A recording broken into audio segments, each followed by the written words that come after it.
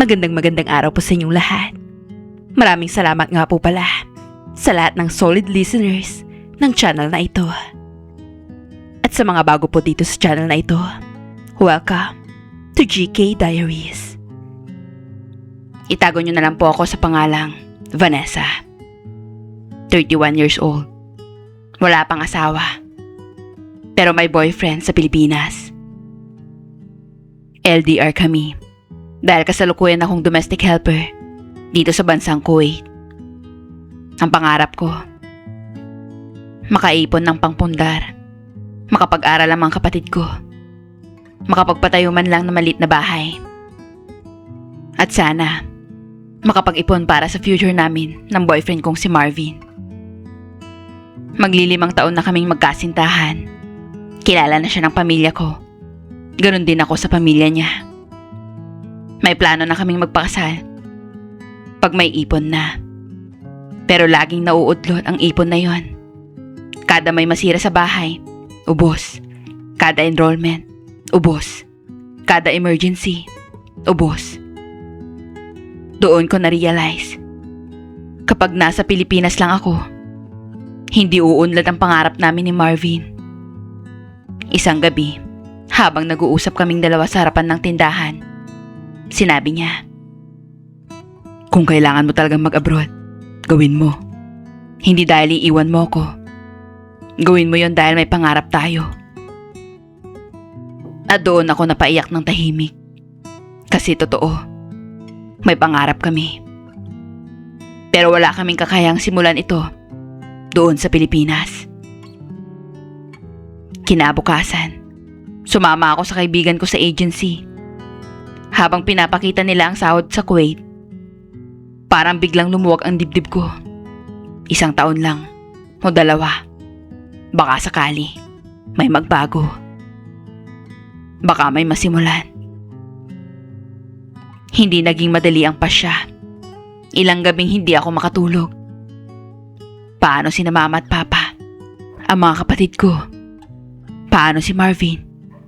Maghihintay ba talaga siya? Paano ako dun sa bansang hindi ko kilala? Pero para sa mga pangarap ko at sa pamilya ko, nagdesisyon akong tumuloy sa Kuwait. Mag-a-abroad ako para sa ating lahat, sabi ko sa kanila. At iyon ang simula ng kwento ko bilang isang OFW sa Kuwait. Isang desisyong hindi ko gustong lumayo, kundi dahil gusto kong may marating ang buhay namin. Lalo na, ang pangarap naming dalawa ni Marvin. 1 taon na ako dito, kina Sir Farid at Madam Sahara. Maayos naman ang trabaho ko dito, dahil mababait naman ang mga amo kong Arabo. Mag-asawa sila, ngunit wala pang anak. Madalas, abala at wala ang amo kong babae. Kaya madalas maiwan si Sir Farid. Ang akala ko, mabuti ito. Pero, nagkamali ako. Nung una lang pala. Hindi ko alam na sa kabutihan nito ay may pagtingin pala ito sa akin. "Vanessa, make a coffee for me." Utos ni Sir Farid sa akin bago ito umakyat sa kanilang kwarto. Mabilis naman akong nagtimpla ng kapeng inuutos niya. Nang makagawa ako, ay saka ko ito inakyat sa kwarto nila mag-asawa. At si Madam Sahara ay kakaalis lang papunta sa kanyang trabaho. Kumatok ako. "Come in." "Sir, your coffee," sabi ko.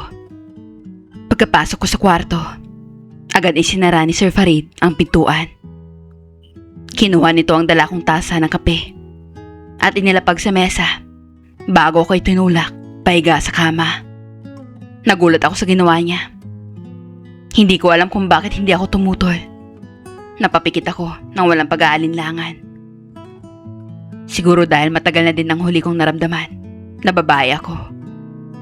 O baka dahil gusto ko rin talaga. Hanggang sa nangyari na ang hindi dapat. "Sir, Mahinang sambit ko pagkatapos. Sa kanya ako inabutan ng sobrang may laman. This is your extra bonus. Don't tell anyone. Understand? Yes, sir. Paglabas ko sa kwarto nila, agad akong pumasok sa kwarto naming mga katulong. Hindi ko alam kung anong mararamdaman ko. Matutuwa ba ako dahil may extra tip ako? O mandidiri ako dahil pumayag akong magpagamit? Akala ko isang beses lang yun. Pero naging routine na ako ni Sir tuwing wala si Madam Sahara. Hindi ko magawang tumanggi dahil tinatakot niya akong mawawalan ako ng trabaho at pagbibintangan kapag hindi ako pumayag. Hanggang sa nasanay na lang ako. Sabi ko na lang sa sarili ko, mas mapapadali ang pag-iipon ko. Hanggang sa nagugustuhan ko na din. Hindi na lang dahil sa pera, kundi dahil sa atensyong ibinibigay ni Sir Farid. Sabi ko noon, magpo-focus lang ako sa trabaho, na hindi ako tutulad sa ibang OFW na natutukso habang malayo sila sa mga mahal nila sa buhay. Pero anong nangyari sa akin? Tumulad din pala ako sa kanila. Hindi ko alam kung dahil sa pera, sa takot, o talagang ginusto ko din talaga. Lalo na nung simulang maging cold si Marvin sa akin. Naging bihira ang pag-uusap namin. Hindi na nagtatagpo ang schedule namin. Pag ako may bakante, siya naman tong busy. Minsan naman, nauuwi lang sa away ang pag-uusap namin. Kaya siguro, nagawa ko din maghanap ng kalinga sa iba sa gitna ng kalungkutan ko dito. Isang hapon, pagkababa ko sa kusina, ay nadatnan ako ni Sita, ang kasama kong kasambahay din. Vane, saan ka na naman galing? Bungad na tanong nito sa akin. Sita, saan pa ba? Ngiting tanong ko. Hay naku ka, Vanessa. Mali ang ginagawa mo. Tigilan mo na yung kalokohan mo. Patalak nito sa akin. Bumuntong hiningan na lang ako at saka tumabi sa kanya. Alam niya ang tungkol sa amin ni Sir Farid dahil minsan niya kaming nakita habang wala si Madam. Akala ko magsusumbong siya kay Madam, pero hindi. Nakiusap ako sa kanya na huwag siyang magsusumbong kay Madam dahil ayokong mawalan ng trabaho. Alam mo naman na hindi na ako basta makakatanggi kay Sir. Malalagot ako sa kanya. Paano naman pag nahuli kayo ni Madam? Paano din yung boyfriend mo sa Pilipinas? Ako nang bahala doon, Sita. Huwag ka na mag-alala sa akin. Umiling na lang siya at nagpatuloy sa paglilinis. Kinabukasan, maaga akong nagising dahil sa tawag ni Marvin.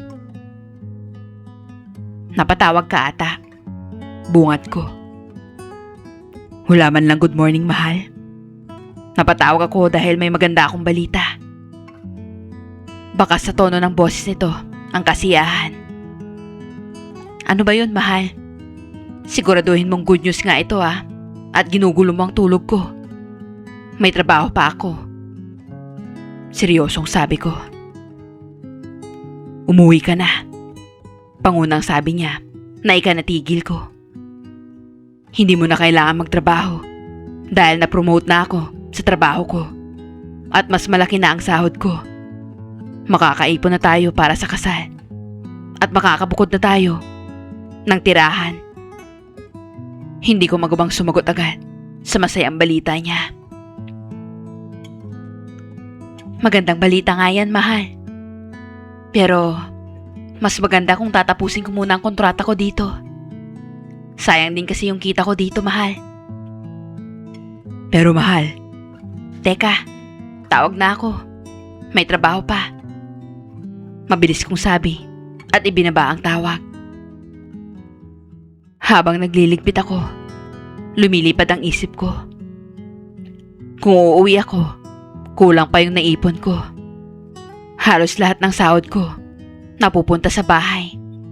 Ang tanging naitatabi ko ay yung mga extra tip lang na binibigay sa akin ni Sir Farid. At isa pang gumugulo sa isipan ko, paano kami ni Sir Farid? Dahil ayoko mang aminin, pero may nararamdaman na ako sa kanya. Napabuntong hininga na lang ako habang ipinagpapatuloy ang pagliligpit. Nang gabi, katabi ko sa kwarto si Sita. Sita, pinapauwi na ako ni Marvin. Anong gagawin ko? Kinakabahang tanong ko. Eh di umuwi ka. Simpleng sabi niya. Natahimik ako. Alam mo Vanessa, pag-isipan mong mabuti. Pag-isipan mo kung anong mas makakabuti sa'yo. May nobyo kang nag-aantay sa Pilipinas. Pero ikaw, nagawa mong patulan si Sir. Paano na lang pag nalaman niya ang kalokohan mo dito? Hindi. Hindi niya dapat malaman, Sita. Kaya pag-isipan mo, Vanessa. Ikaw lang makakasagot niyan. Aniya, sabay talikod at tuluyan nang natulog. Gusto kong magalit sa kanya dahil tama siya. Pero hindi ko magawa dahil ako ang mali. Kinaumagahan, meron si Madam Sahara sa bahay. Habang nakatayo kami sa gilid nila, habang busy silang kumakain ni Sir Farid, bigla siyang nagsalita. Vanessa, Sita, you can join us here, sabi ni Madam Sahara. At nagkatingin na naman kami ni Sita. No madam, it's okay. We can eat later. Tanggi namin ni Sita.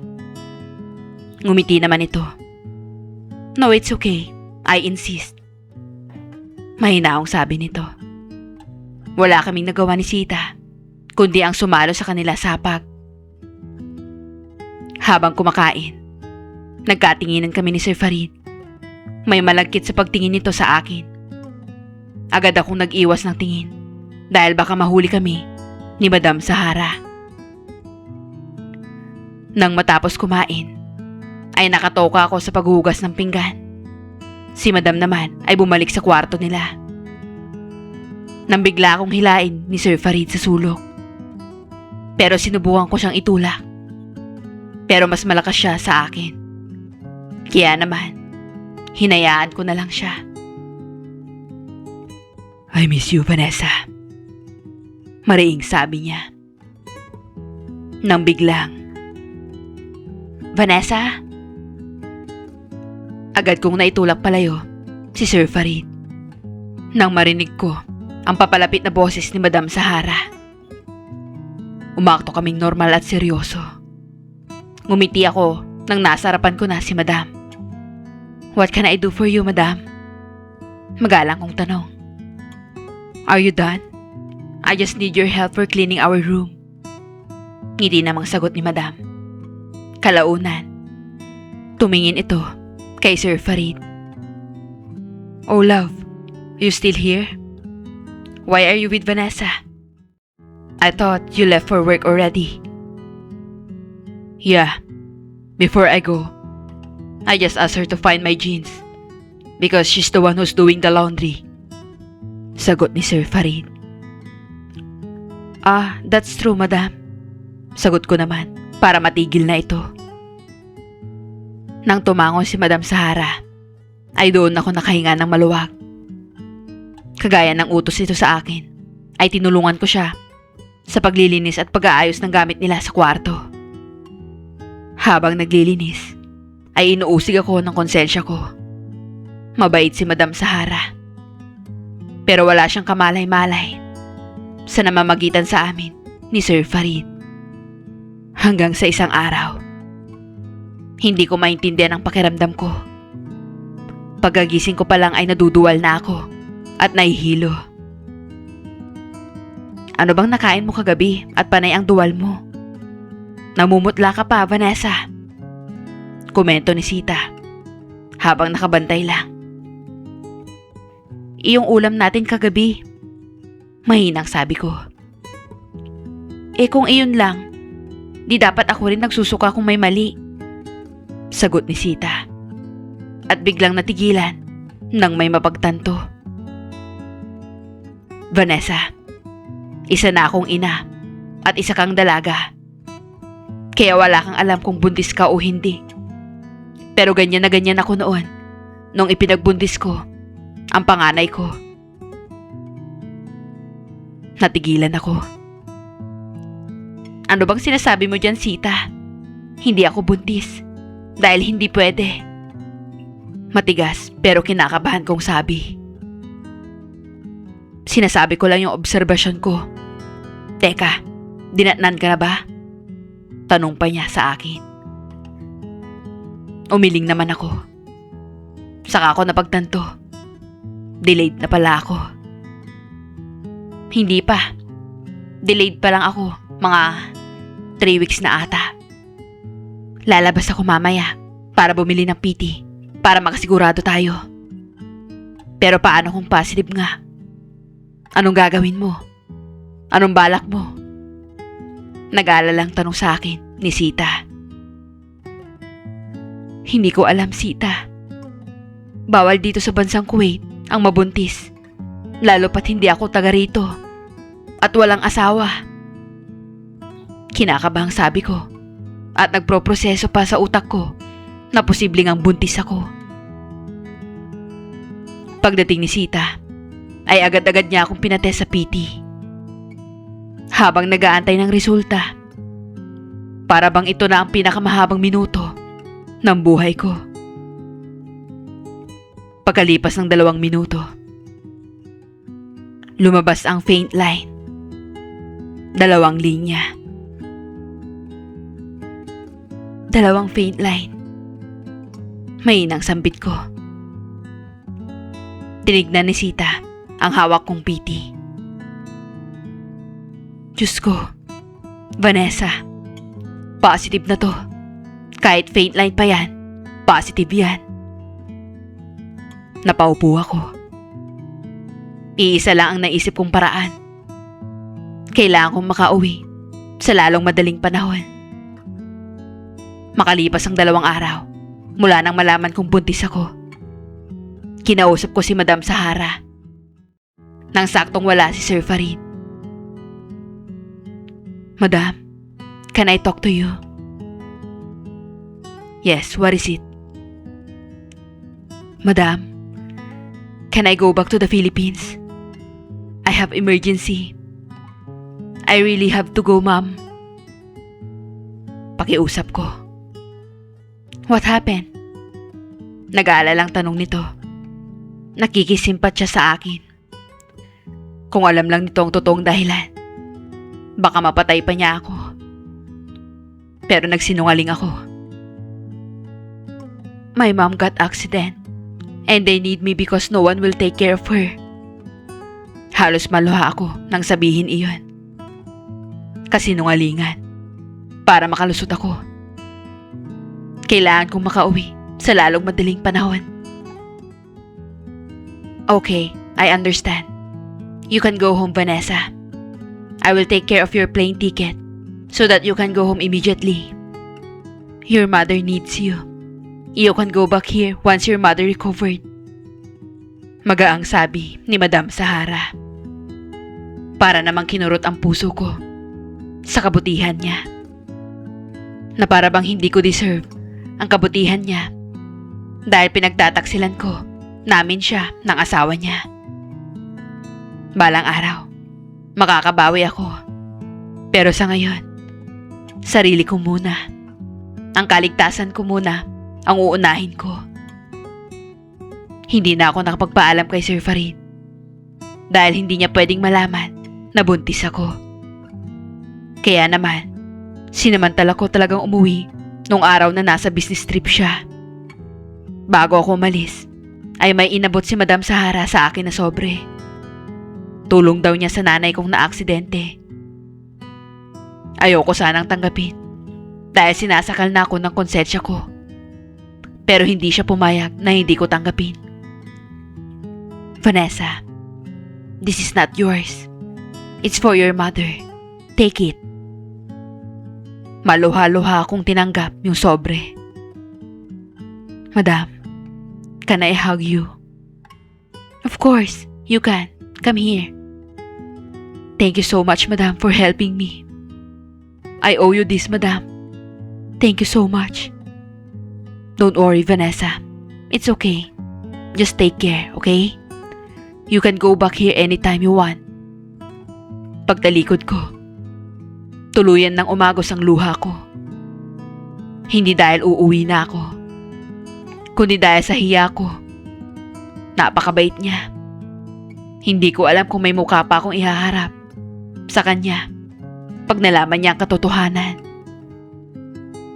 Nang araw ding yun, ay nakaalis ako. Habang nasa biyaya ko, naisip ko si Marvin.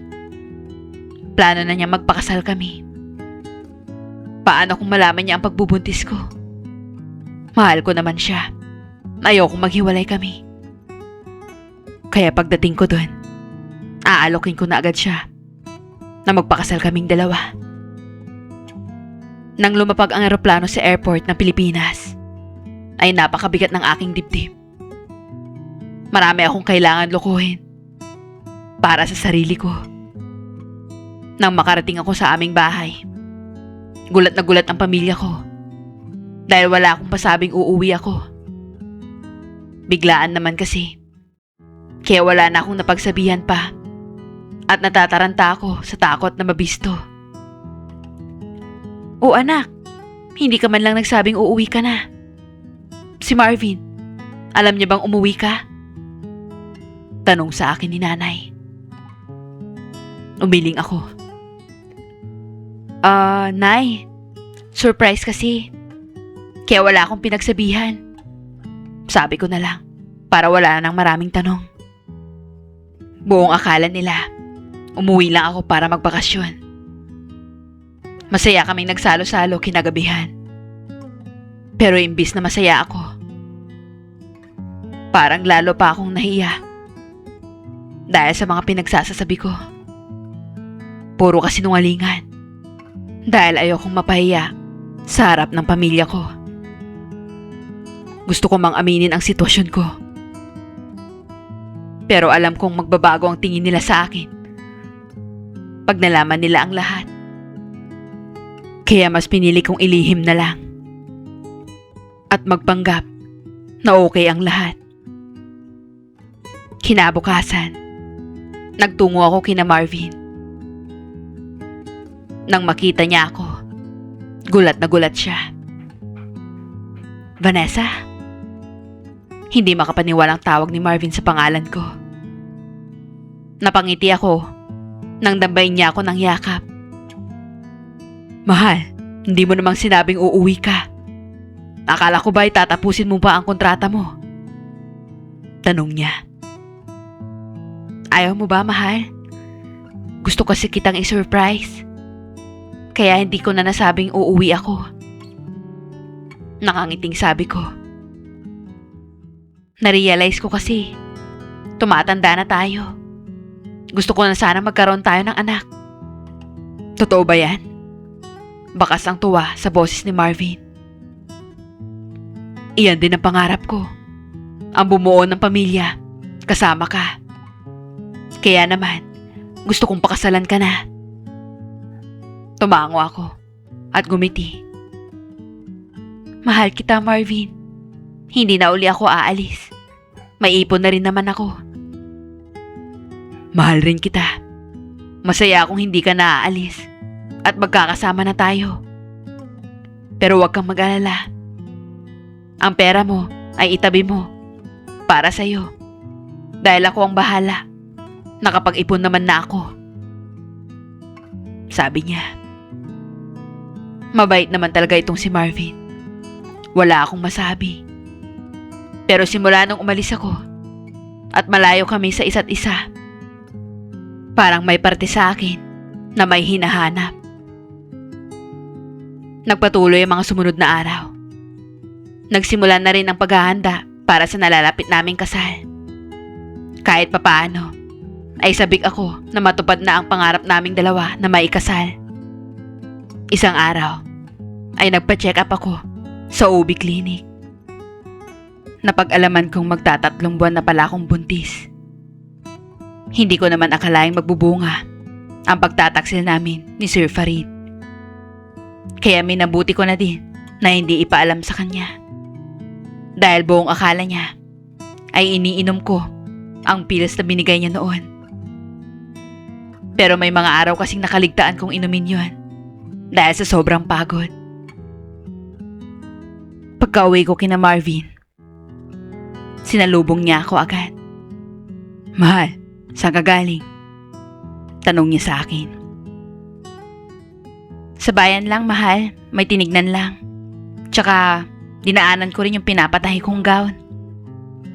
Nakangiting sabi ko, na para bang walang bahid ng kasinungalingan.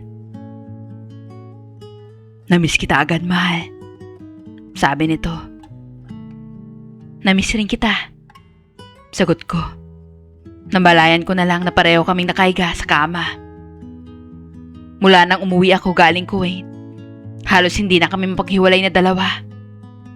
Kaya naman, plinano ko talaga na hindi siya maghinala pag dumating ang araw na kailangan ko ng amining buntis ako. Alam kong mali, pero ito lang ang tanging naiisip kong paraan para mabigyan ng pamilya ang batang nasa sinapupunan ko. Hanggang sa dumating ang araw ng kasal, handa na ang lahat. Ito na yon, ang araw na hinihintay ko. Pagkatapos nito, pwede ko nang sabihing buntis ako. Lumipas ang linggo naming mag-asawa. Napagdesisyonan kong ipagtapat na sa kanya ang pagbubuntis ko. "Mahal, may sasabihin ako." Panimula ko. Tumingin naman siya sa akin. "Buntis ako, mahal." Hinintay ko ang reaksyon niya hanggang sa niyakap ako. "Talaga, mahal? Hindi mo alam kung gaano ako kasaya na magkakaanak na tayo." "Salamat, mahal. Gagawin ko ang lahat para sa inyo." Nang marinig ko yun, agad akong nakonsensya. Sa nakikita kong reaksyon niya, masaya siya. Totoong masaya. At akala niya ay sa kanya. Ngunit hindi pala. "Magiging 3 na tayo." Nakangiting sabi ko at yumakap kay Marvin. Mabilis na lumipas ang mga araw at buwan. Halata na ang tiyan ko.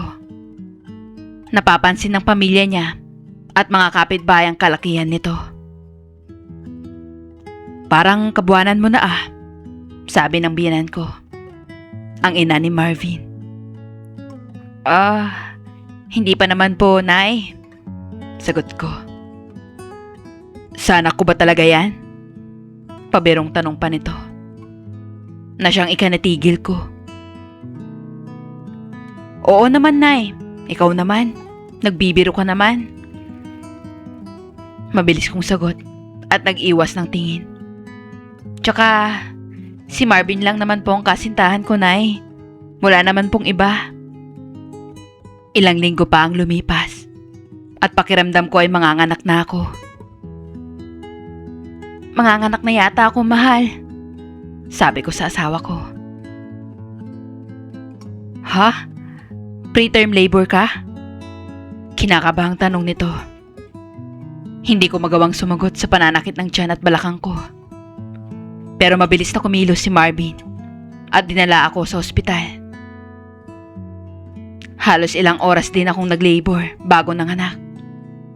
Hanggang sa naisilang ko ang bata. "Congratulations, Mrs. Healthy baby boy." Nang makita ko ang baby, halos hindi ako makagalaw. Kamukhang kamukha niya ang tunay niyang tatay, si Sir Farid. Hindi ko naisip na mas malakas pala ang dugo niya. Kitang-kita sa bata ang mukhang foreigner. Ramdam ko pa sa katawan ko ang pagod ng panganganak. Pero ipinagdadasal ko na lang na hindi agad mapansin ni Marvin ang itsura ng baby. Pero kahit anong tago ang gawin ko, kitang-kitang ebidensya sa itsura ng bata. Ang bunga ng pagtataksil ko sa Kuwait. Buong stay namin sa ospital, tahimik lang si Marvin na tila malalim ang iniisip. Hanggang sa pag-uwi namin sa bahay pagkatapos ko manganak. Iba na ang aura ng mga tao. Pagpasok namin sa kwarto, kinausap ako ni Marvin. Vanessa. Kumuyom ang mga kamay niya. Sabay tanong ng, anak ko ba talaga ang batang to? Marvin. Sasagot ka ba? O kailangan ko pang ipa-DNA itong bata? Mahal, patawarin mo ako.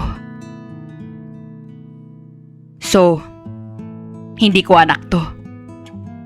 Umuwi ka lang talaga ng Pilipinas para ipaako to sa akin? Mahal, magpapaliwanag ako. Bakit, Vanessa?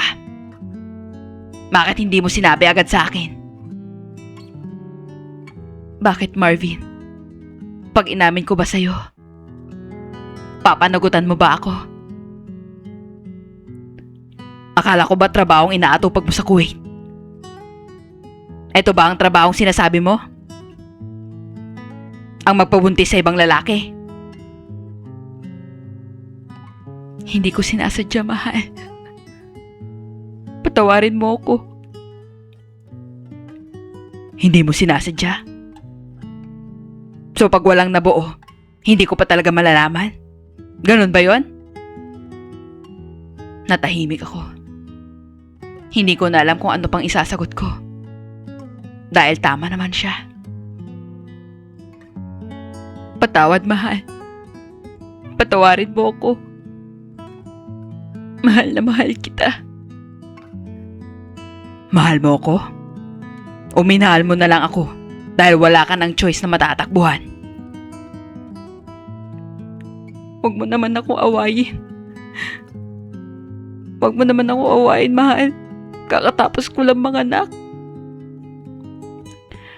Anong gusto mong maging reaksyon ko? Na magiging masaya ako dahil naiputan ako sa ulo?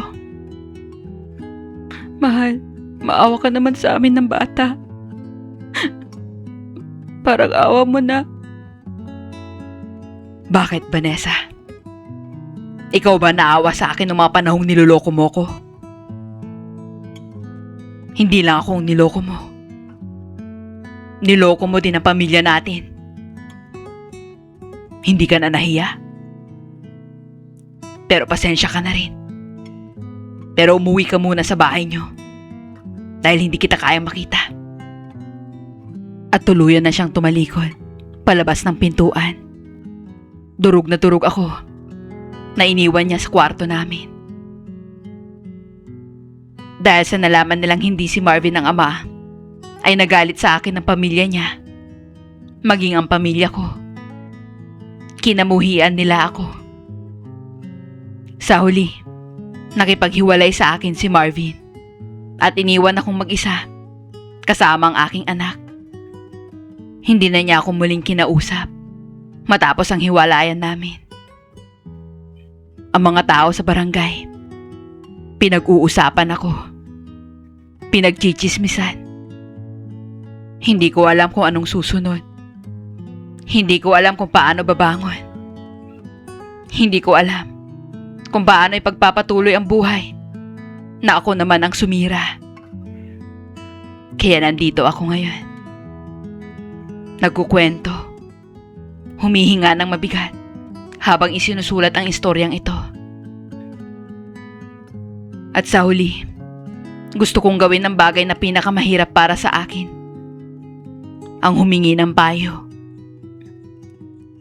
Sa inyong nakikinig ng kwento ko, ano ba ang dapat kong gawin? Alam kong wala ng pag-asa na magkaayos kami ni Marvin.